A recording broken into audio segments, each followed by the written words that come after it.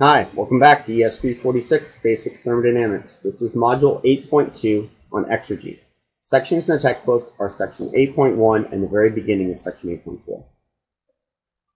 Here are the two learning outcomes for this module. At the end, you'll understand the equation that quantifies exergy, and you will then be able to calculate the exergy for a closed system.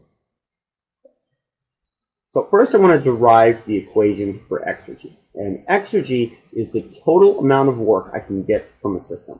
So let's consider an arbitrary system here. I'll get a piston cylinder that can go ahead and expand and do some work. And it also can deliver some heat. So if it do some work, it can also deliver some heat. If it delivers heat, it can go ahead and operate through a heat engine and generate some work that way. And then it can also generate work by expanding. And so what I want to do is I want to determine what that total amount of work is. What's this work plus that work component there as well. So first I'm going to go ahead and write an energy balance for this pressurized cylinder here. And it's losing heat and doing work. So what I have would be minus Q minus W is equal to delta U. And I'm going to write this in differential form because we're going to end up doing an integration on this. So minus del Q, this will be del Q, minus del W, which is the work it does there, is equal to its change in internal energy. That's total extensive internal energy. So let's look at the two components. I'll look at this component first here, which is the work it's doing by expansion, the boundary work. So del W, and we know that del W is equal to P dV. And so I can go ahead and write this value of pressure as P minus P naught plus P naught, all of that times dV. So P naught is this outside pressure, so I just subtracted and added it as well. The reason I did that is P minus P naught, that's the pressure inside the cylinder minus what's outside, or you can think of it as the gauge pressure. This is actually the usable amount of work that I can get from my system. So I'm going to call that del W mechanical. It's the actual work I can get. This component over here is not able to do anything for me. Right, so this ends up being equal to del W mechanical plus P naught dV. All right. Now I'm going to go back and look at this Q term here. So I have del Q of my heat engine, and that is equal to, well, we know that the efficiency for this, I'm sorry, excuse me, not del Q, del work reversible from the heat engine is going to be 1 minus TL over TH times del Q H, or the energy coming from here, that's QH that. And so I can go ahead and rewrite this expression as del Q minus T naught over T del Q. Because T naught, that's the outside temperature, that's the lower temperature, and TH is actually the temperature in my cylinder, which can actually change with time. I'm going to rewrite this as del Q minus, now del Q over T is ds, so I could write this as minus T naught ds. Now, here's a subtle point that can be confusing sometimes. It kind of looks like I introduced another negative in here, because I have my subtraction there. And you remember probably del Q over T is equal to ds. Now here's the reason that negative sign appears. As I've written my equation up here, since I have a minus in front of the del Q is a positive quantity. Now ds is a differential, and differentials don't have signs. And so I know that the entropy is going to go down if a positive del Q leaves. And so that if that's positive and I want this to go down, no sign with the differential, I need to subtract it. So that's why there's that extra negative sign there. And that can be somewhat confusing at times. All right, so now I've got an expression for the reversible work from the heat engine, and I've got this expression for what the total work is here. I'm going to go ahead and put that back up into my energy balance. And so the total reversible work I can get, which will be del W from the heat engine plus del W mechanical. And if I put it into that first law expression, what I find out is equal to, this is going to be all in terms of differential, it's going to be du plus P naught dV minus T naught ds. And so this is kind of nice because everything on the right hand side over here, these are properties. This right over here is the total amount of reversible work that I can get. So I can go ahead and integrate this on both sides to get the total reversible work I can get. The total reversible work is, well, where I can go take my system from its initial conditions out to T naught, P naught are what's called the dead state. And so the total reversible work is going to be its initial internal energy minus its energy if it was at the dead state. So I'll call that U naught, plus P naught, which is the outside pressure, V minus V naught, that's the volume it would be if it was at the dead state condition, and then minus T naught S minus S naught, which would be the entropy of my system if it was at the dead state. And that right there is the total reversible work, and that's what we call the exergy, because it's a property. And the symbol we tend to use for total exergy is a big capital X. So let's go ahead, now that we've derived that equation, go ahead and use that for the problem we looked at in the first module. But instead of going through all these circuitous steps that we had to do, let's just go ahead and calculate what that exergy is. So, because it's a property apparently, big capital X. And if we write that in intensive form, the way the book notation uses is m times phi. Instead of a little x for an intensive property of big X, we use phi since little x is used for quality. But you can just remember that that is the exergy on a per mass basis. And so that's going to be m, and now I can write this in intensive variable u minus u naught plus p naught v minus v naught minus t naught s minus s naught. Okay. And so that's going to give me the total amount of reversible work, or what's known as the exergy. But I have to look up these properties, u's, v's, and s's. Right? And so if I've got a kilogram of air, which I have, it starts off at these conditions, so it's going to have an entropy at that point. And then if it was to go to the dead state, it would go to that point. So I can think of this as S minus S0 as the change in entropy. So now we can go ahead and use a TDS relation. And since I know the pressure, I'm going to use this one, Cp ln of T over T naught minus R ln of P over P naught. So T and P, this is my temperature and pressure. T naught and P naught is what it's going to be at the dead state. So let's go ahead and calculate what that is going to be. That's 1.01 is my value of Cp.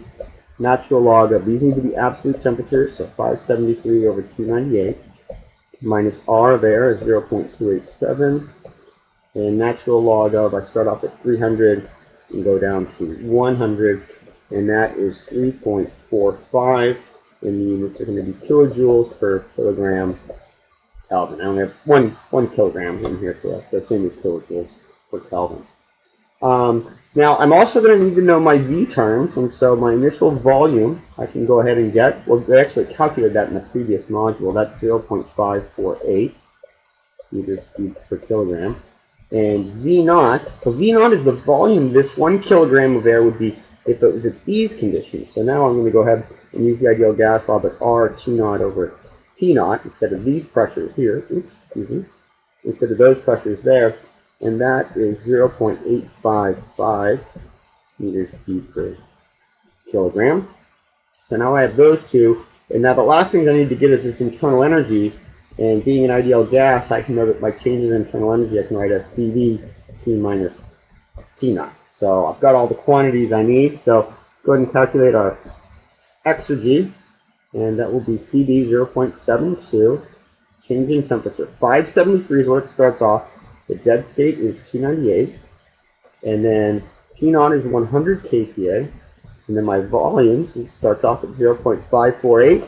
If it was a dead state, it would be 0.855, so that's V naught, and minus my entropy term, so 298, that's the dead state temperature in Kelvin, and I calculated that as 3.45 already, so 3.45 is S minus S naught, and if you do that arithmetic, it is 64.5 kilojoules. And again, you probably recognize that number from the first module. That was what we got when we did those two different steps. But here we didn't even bother looking at what processes we went through. We just calculated the exergy because it's a property, and that's really, really useful. That's the total amount of work you can get regardless of how you do it. Let's look at another question here. But now I do not have an ideal gas. What I have is a tank of water, and it's actually a mixture. It's at a quality of 0.5. It's at a pressure of 500 kPa. I've got 5 kilograms of it. It's in a rigid tank. And here are my environmental conditions outside. And so let's go ahead and calculate what our exergy in this tank is going to be. And so the specific exergy, U minus U naught, plus P naught V minus V naught minus T naught S minus S naught. Remember that equation for the exergy.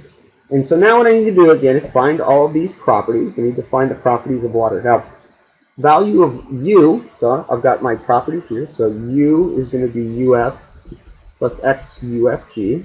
I'm going to grab my values of UF and UFG at 500 kPa. X is equal to 0.5. And so for U naught, that is the internal energy of this water here if it was at these conditions here. Okay? So that means that U naught, I'm going to approximate as, well, if water was at 25 degrees Celsius and 100 kPa, it'd be a compressed liquid. I'm going to approximate that as UF at 25 degrees Celsius. And that'll give me my value for U naught right there. And that is about 104.8 kilojoules per kilogram. All right. Now I also need to going through my values. I need to get V. I'm going to get V from VF plus X VFG. So again, using values in the table at 500 kilopascals.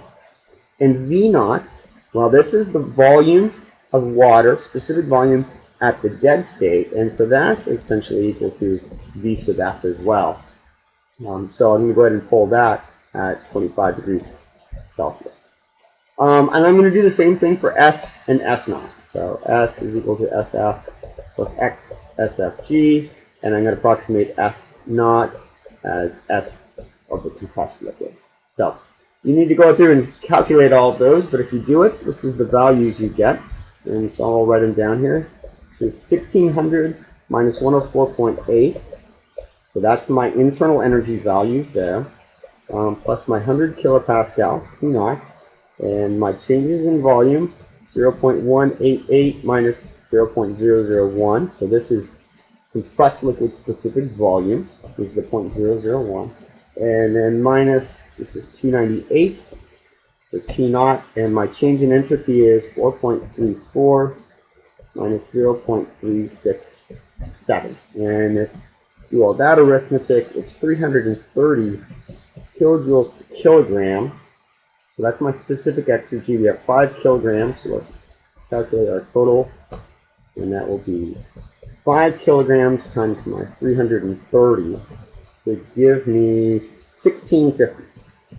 So 1650 kilojoules. That tells me if I have this pressurized tank, and no matter how I did it, the total amount of work I could get would be 1650 kilojoules, and at that point it would be at these conditions here. So it would be completely spent. But let's consider this next step. So here I have this water. I know how much work potential it has, but instead of having it do work, what I'm going to do is I'm going to add some energy to it. I'm going to put some additional, and I'm going to get 500 kilojoules of energy into this system. And I want to know how much exergy do I have now? Because clearly I would expect the exergy to go up if I add energy to it. So if we look at that, well, the change in energy of my system is just going to be the energy that goes in, which is at 500 kilojoules. So if I want to calculate what my new internal energy is, well, it's going to be the 1600 that it started off as, plus the 500 that I'm putting in, divided by the 5 kilograms, because this is in kilojoules per kilogram. So my new internal energy is going to be 1700 kilojoules per kilogram. Right. Now, as I add this energy, I have a rigid tank, so I would expect the pressure to go up. And it's going to go ahead and since it's a fixed volume, the volume remains constant, but I would expect that my quality is going to go up a little bit too. This energy is going to go into vaporizing this. So I've got a new pressure, a new quality, which means that I'm going to have to go ahead and determine what those are. And what I know, though, is I know U is 1700, and I also know V because this was a constant volume tank. And so this went ahead and remained constant. So I need to go ahead and find a new pressure to put in my equation, but I need to do this by interpolation using this pair here. So I know what U is and I know what V is. And if you do that, you find out that P2 is 550 kPa. So that's the pressure that goes up. It goes up 50 kilopascal. And it's going to have a new entropy because some of this vaporized. It's going to be more disordered, and it's going to go to 4.575, and that will be kilojoules per kilogram. And it turns out the new quality that went up, it went up from 0.5 to 0.547. So we can go ahead and use that to go ahead and get, actually we don't need V2, V2 is equal to V1, but you can go ahead and use that to go ahead and find out what this value of S3 is. Alright, so let's go ahead and calculate our new exergy, and that's going to be 1700, the new internal energy, and minus 104.8. So my dead state conditions are all going to be the same still from the previous problem, plus 100. And my volume is 0.188 minus 0.001. That term remains the same, minus 298, and so 4.575 and minus 0.367. Those are my entropy terms. And so if I do that, that's equal to 360 kilojoules per kilogram.